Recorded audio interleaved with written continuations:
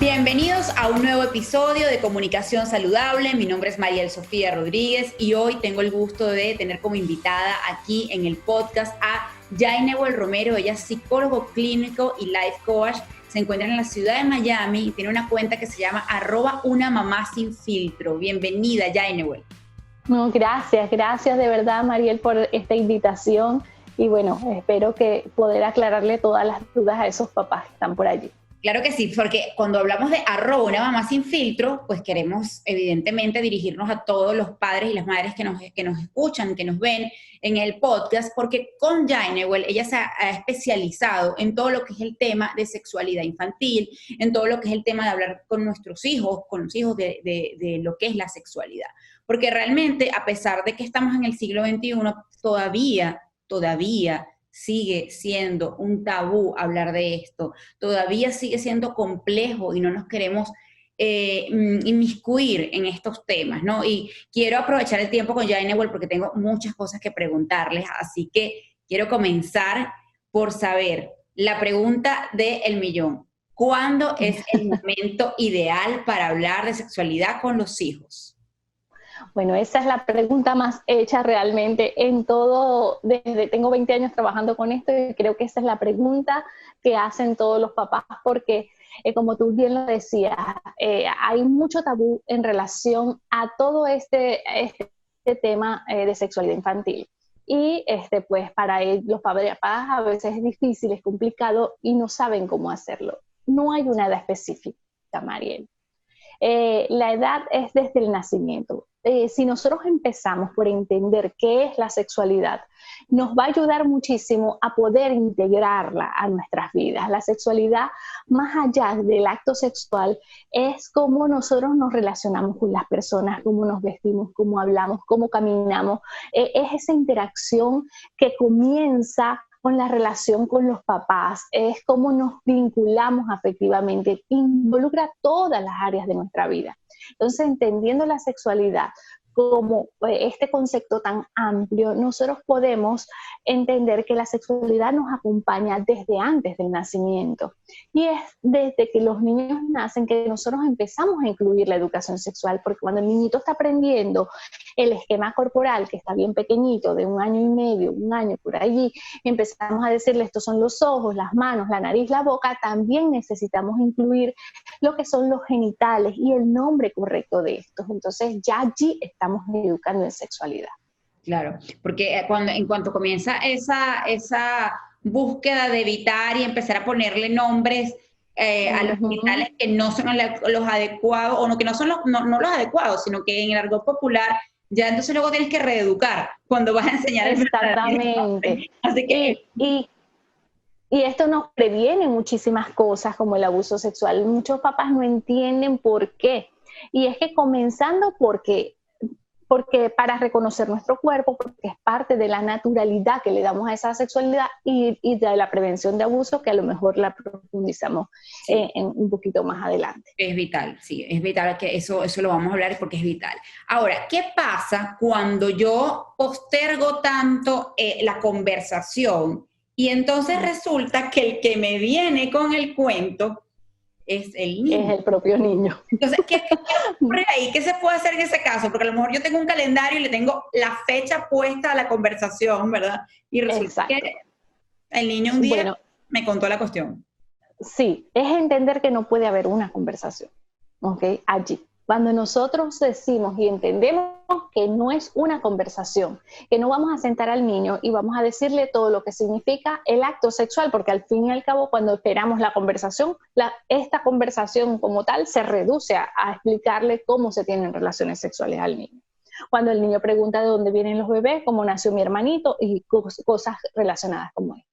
Cuando nosotros entendemos que no hay una conversación y que esto lo tenemos que incluir todos los días de nuestra vida cuando estamos bañando al niño, pues les vamos explicando cuáles son las partes íntimas, cuando hay situaciones en televisión, radio, canciones, muchas que se nos presentan en la vida, vamos a irle dando esa información progresivamente, porque imagínate qué incómodo Y si tú lo pones como una conversación, qué incómodo es para los papás tener esa conversación y para los niños también. Claro. Porque de pronto que no se toque ese tema y un día tu mamá o tu papá o los dos juntos se te sientan para tener esta conversación, para ellos va a ser sumamente incómodo. Y los papás no vamos a saber por dónde comenzar.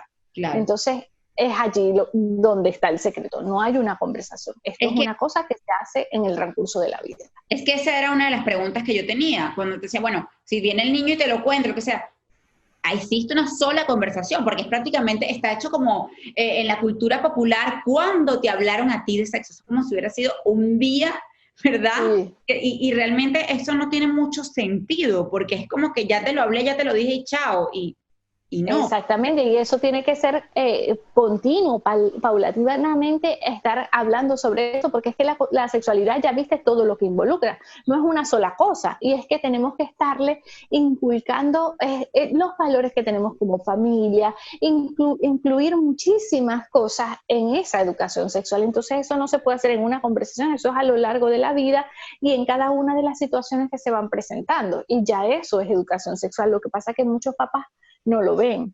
Mira, la sexualidad tiene que ver hasta cómo el vínculo que se forma entre la mamá y el bebé cuando está amamantando, con el destete, con el control de esfínteres, con muchísimas cosas. Entonces ya allí estamos haciendo el proceso, pero muchas veces no lo sabemos y no lo reconocemos.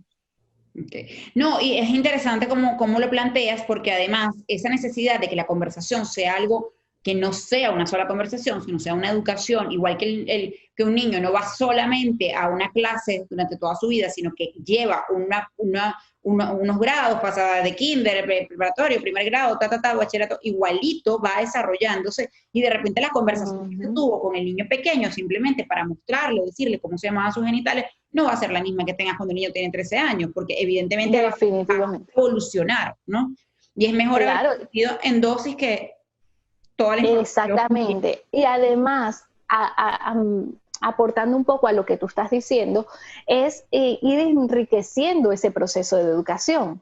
Que el niño, la necesidad del niño de 4 o 5 años no va a ser la misma necesidad de un adolescente de 13 años. Entonces, entender en qué etapa está ese niño va a depender qué le vamos a decir, qué le vamos a responder, cómo vamos a manejar a dosificar esa información que le estamos dando a ese niñito.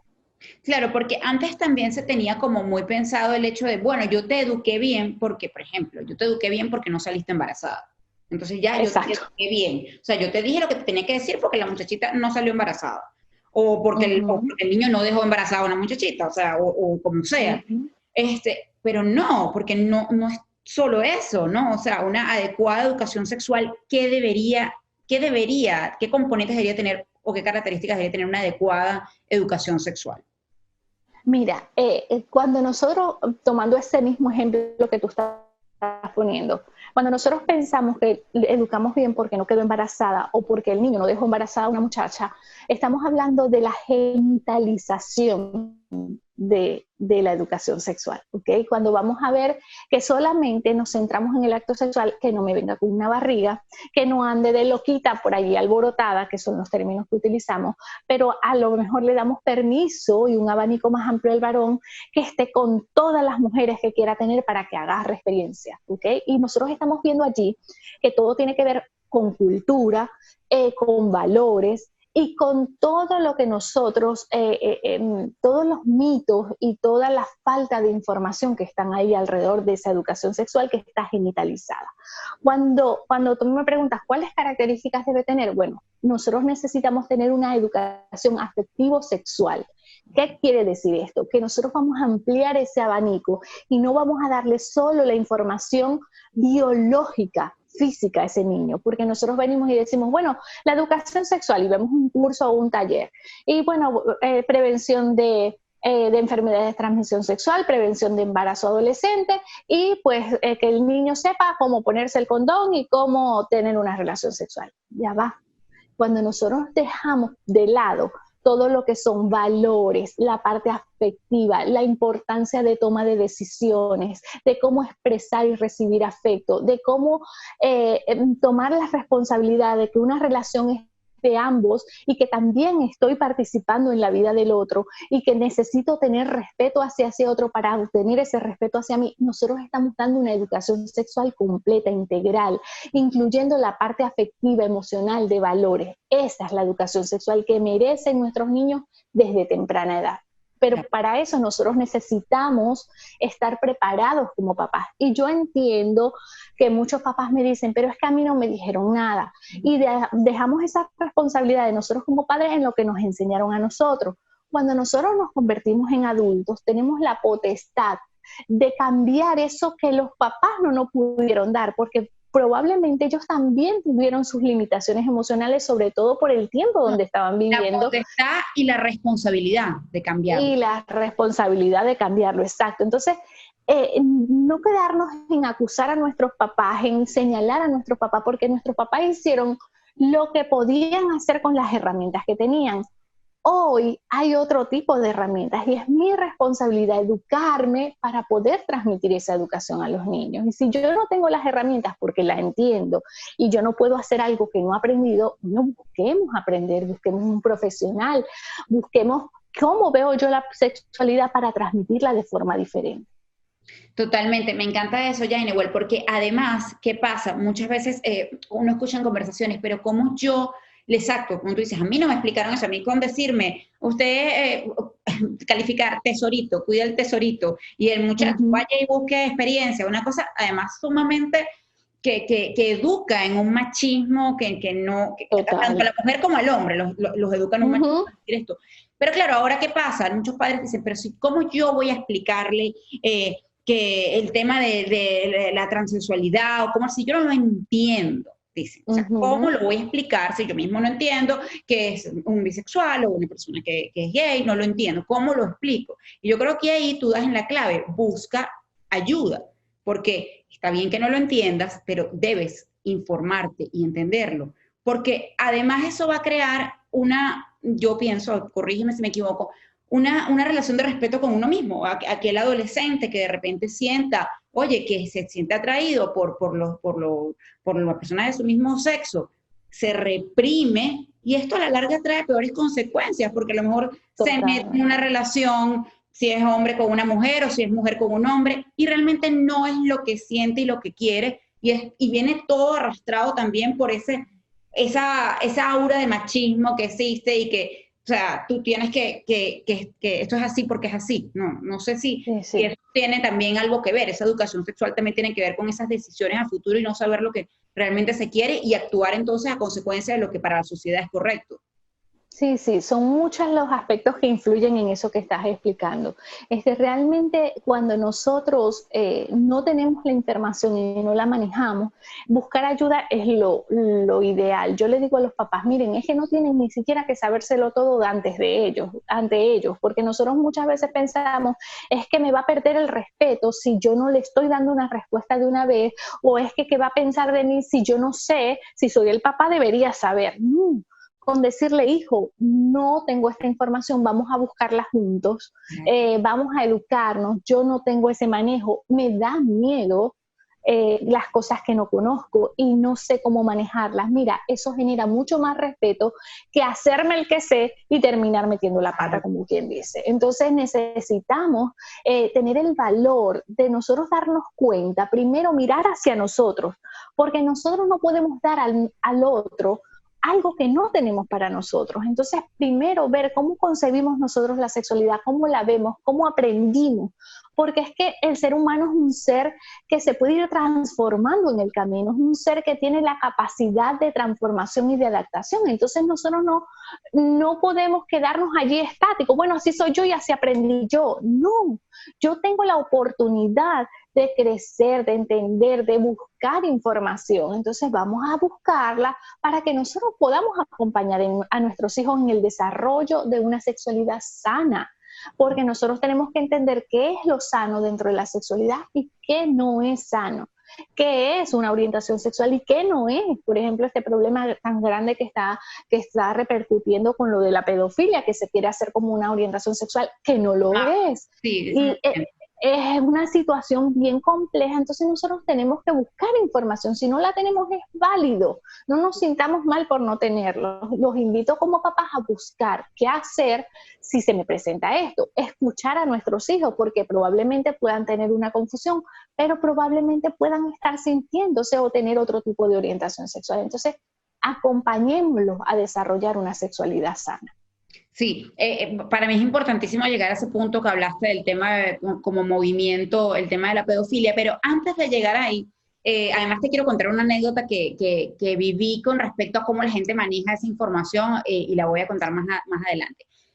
No quería dejar de pasar por el tema de cómo los padres ya no solamente se sienten con miedo de hablar de este tema, sino cuando ocurre la masturbación infantil, que es algo súper completamente natural, pero eso también genera una barrera y entonces está el castigo o está el regaño. Primero, ¿qué es la masturbación infantil? Porque a lo mejor hay gente que dice, ya va, espérate, ¿cómo es esto? Y ¿Cómo segundo, es esto? ¿cómo lo puede o lo debería poder abordar unos padres? Ok. Primero entender que la masturbación infantil es completamente diferente a la masturbación de adulto, ¿ok? Por eso a lo mejor lo llamamos exploración y no masturbación como tal. ¿Qué pasa con esto?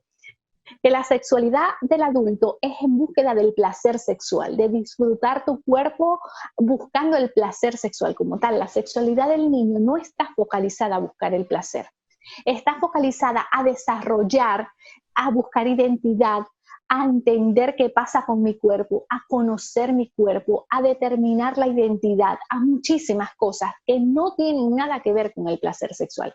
Cuando nosotros desmitificamos eso y nosotros entendemos que nuestro hijo no se está masturbando, no se está tocando, no se está explorando, porque simplemente está buscando placer sexual, nosotros podemos ver las cosas diferentes y distintas. Los niños se exploran desde el vientre materno. Nosotros podemos ver, si ustedes van a mi cuenta, allí ustedes van a ver algunas fotos que pueden demostrar que hay erecciones en el vientre materno. Y en la niña lo que pasa es que visualmente, por anatomía, no se puede ver esa erección del clítoris o esa lubricación vaginal, pero existe. Entonces, ¿qué pasa? El niño tiene sensaciones corporales. El niño puede sentir cierta gratificación al tener sensaciones placenteras, pero no están focalizadas a tener el placer sexual, a buscar placer sexual, sino a buscar la calma. Ustedes ven que cuando el niño se va a dormir, un niño de 2, 3 años se va a dormir y se está haciendo así en el pelito, ¿ok? Se está sintiendo calmado y relajado para dormir. Es lo mismo que sienten cuando se tocan los genitales, porque es una sensación grata, una sensación agradable y nos va a ayudar a calmarnos. Entonces eso es lo que están haciendo ellos, además de conocer su cuerpo, explorarse y qué se siente distinto o no en este momento. Lo que tenemos que enseñar, cómo manejarlo, es el concepto de intimidad. Los niños cerca de los 3 años ya entienden cuáles son las partes íntimas, que es el concepto de intimidad como tal, que es algo que es para ti, que es algo que no puedes compartir con otra persona. Y abrirle ese permiso de tocarse o explorarse, pero a solas. Ok, mi amor, esto es así como cuando los niños se hurgan la nariz. Este es el mejor ejemplo que yo le doy a los papás. ¿Qué le decimos nosotros? Nosotros no pensamos algo malo cuando se están hurgando la nariz, solo que nos da pena que lo hagan delante de la gente. Y le decimos, mi amor, límpiate la nariz en el baño. Y no hay mayor complicación con eso. No le vemos la quinta pata al gato. Nosotros lo decimos, se lo explicamos y ya pasó. Así, igualito como ese mismo ejemplo, porque es algo íntimo que se hace, no te estás hurgando de la nariz delante de nadie, mi amor, esto se hace en privado, listo, se acabó, sin darle mucho énfasis, porque eso es lo que va a ayudar al niño a ir entendiendo la normalidad de la sexualidad. Esto es algo mío, es algo normal, es algo natural, y se hace, y ahora si hay una fijación en la conducta, el niño deja de hacer actividades por fuera, el niño deja de jugar porque solamente está teniendo esta conducta, entonces tenemos que hacer un abordaje y ver por qué fijó esa conducta, pero de resto todo es normal. No, y es importante, ahí hago el enlace, ¿no? Porque si tú lo que haces es castigar o anular el tema, estás ya anulando una etapa de la educación sexual, o sea, que estás como que saltando un grado o retrocediéndolo, ¿no? Y entonces ahí es donde yo quiero entrar en cómo este tipo de comportamientos de los padres, de evadir, de regañar, pueden hacer más vulnerables a temas Ujú. de abuso sexual. Porque Sí, no es que, a ver, no es que vamos a decir que lamentablemente cualquier niño ahora, por el mismo tema del Internet, es vulnerable. Pero yo creo que la ujú. información, y por eso esto se llama comunicación saludable, nos da poder. Y les Sí, da poder definitivamente. de que somos pequeños. Entonces, un niño bien informado dentro de los parámetros de cada edad, un niño al cual no le han condenado, como tú misma dices, esa exploración íntima, puede ser que tenga más información. Y mi pregunta es, ¿esto ayuda a un tema de prevenir el abuso? ¿Cómo se hace?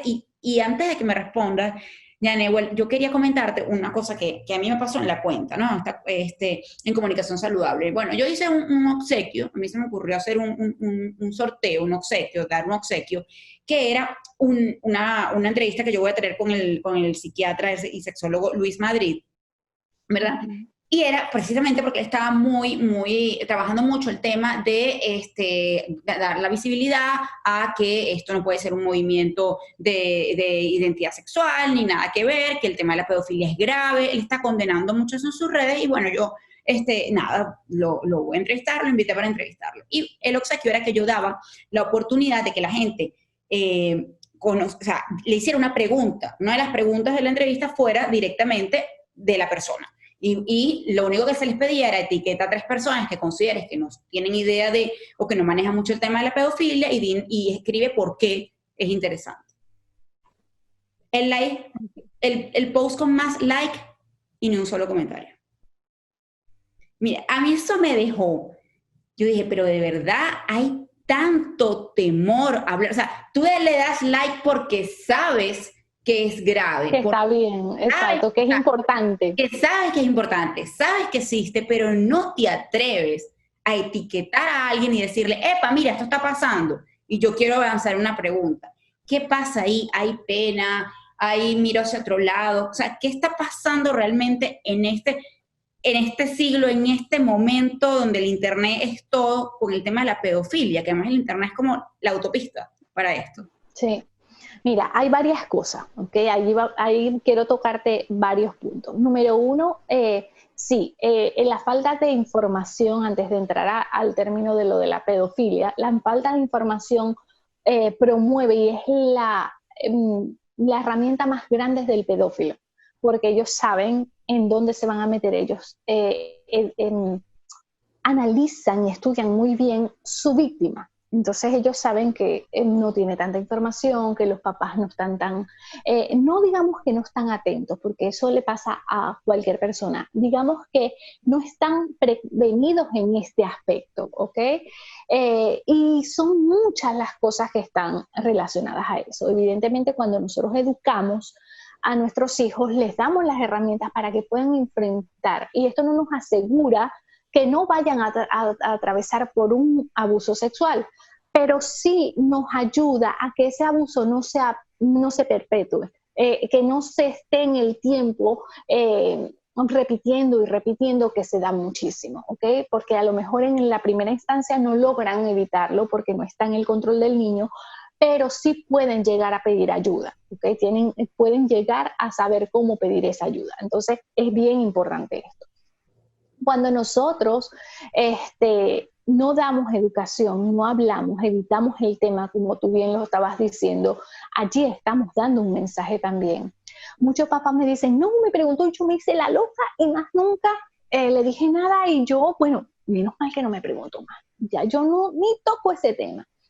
Cuando un papá me dice eso, yo le estoy diciendo, estás dando educación sexual.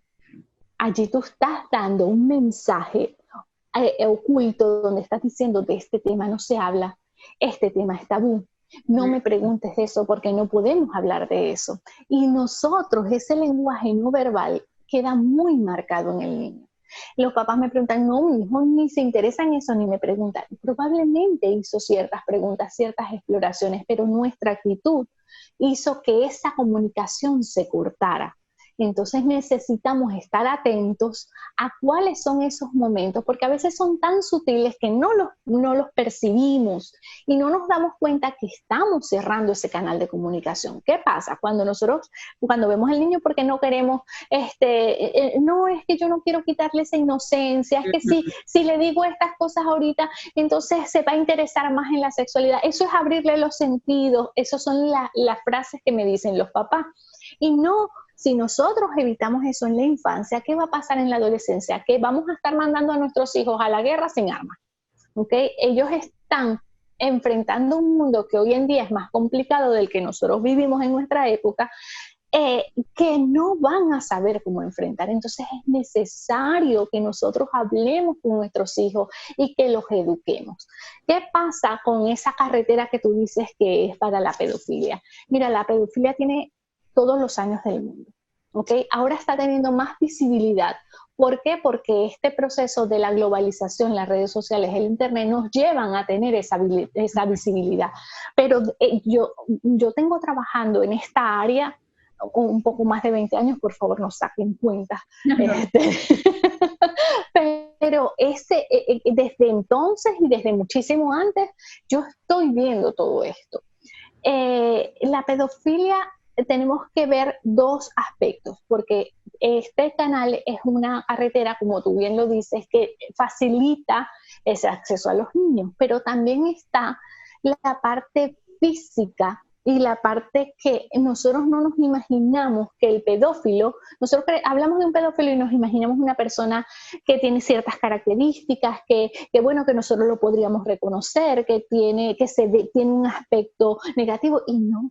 El pedófilo puede ser el papá, el primo, el tío, el vecino, el amigo de la familia, a ese que queremos mucho, a ese que es especial. Inclusive mujeres. Inclusive mujeres. El índice es un poco más bajo, pero inclusive mujeres. Y de hecho, en las mujeres se disimula mucho más. Claro. ¿Por qué? Porque la mujer, por naturaleza, es la cuidadora. Entonces, una mujer que lo está bañando al niño, no vamos a estar prevenidas ante, no, lo está bañando la tía y no importa. Entonces la tía lo está bañando, pero está allí a lo mejor manipulando y no se ve. Y hay otra cosa que me oculta un poco las estadísticas esas con las mujeres, es que con nuestra cultura latina, mientras el niño varón inicia su sexualidad más joven y con una persona más grande, es mejor, porque míralo, él es bastante macho, que mira, se metió con la muchacha de servicio, no, y esa es lo que nosotros decimos, pero no, realmente ese niño está sufriendo un abuso, o lo llevamos a un burdel a que se inicie sexualmente con una prostituta. ¿Qué pasa con eso? Eso es un abuso sexual, y el niño atraviesa por muchas cosas, pero culturalmente, como es aceptado, y gracias a Dios ya eso está cambiando un poco, pero entonces muchos hombres no saben que su iniciación sexual fue un abuso sexual, ¿ok?